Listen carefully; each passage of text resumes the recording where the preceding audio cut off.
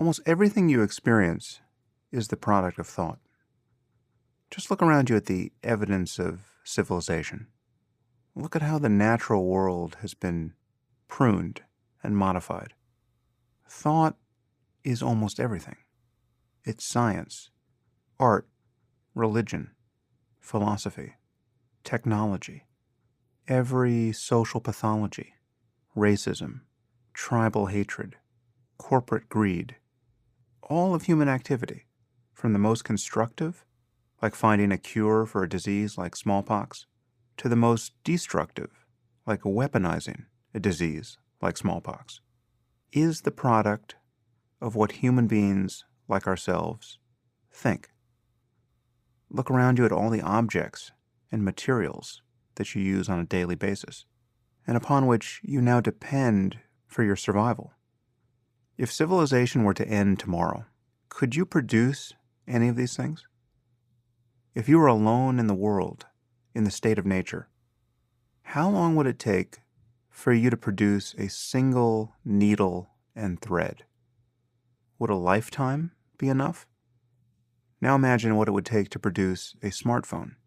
What is the minimum number of people required to move from taking the raw materials out of the earth and refining them into glass and plastic and electronic components, and then developing the principles of computation and memory storage necessary to build a smartphone?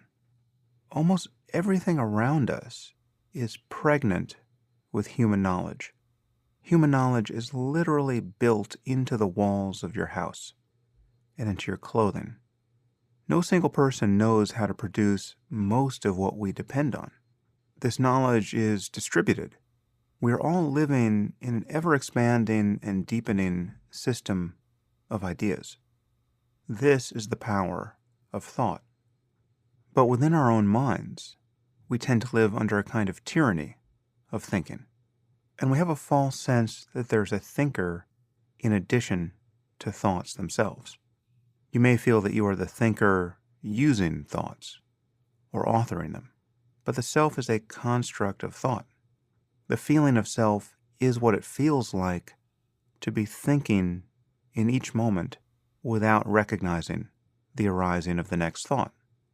And one would be very hard-pressed to think of a source of suffering that isn't the direct product of this process. Certainly everything coming from our relationships and careers and concerns about the past and future is mediated by thought. Even our response to pain, direct physical pain, is largely the product of how we think about it. Pain is one thing, suffering is another. The resistance we feel, the anxiety, the fear of how things will hurt in the next moment, this too is the product of thought. Of course, getting rid of thought is not an option. The only way to plan for the future, the only way to act intelligently in response to present challenges, is, in the general case, to think things through. But use suffering itself as a kind of alarm clock. And this is where meditation can be useful. Meditation gives you an ability to respond to the alarm. If you are suffering, you are lost in thought. And until you learn a practice like mindfulness, there is no alternative. You live at the whim of the next sentence or image that appears in your mind. Once you understand how to meditate, however, once you can pay attention to this automaticity, then you have a choice. So when you're suffering, just notice the present thought. Where is it? What is it? What happens to it when you pay attention? And how is it that your suffering can continue in the next moment when the present thought has disappeared?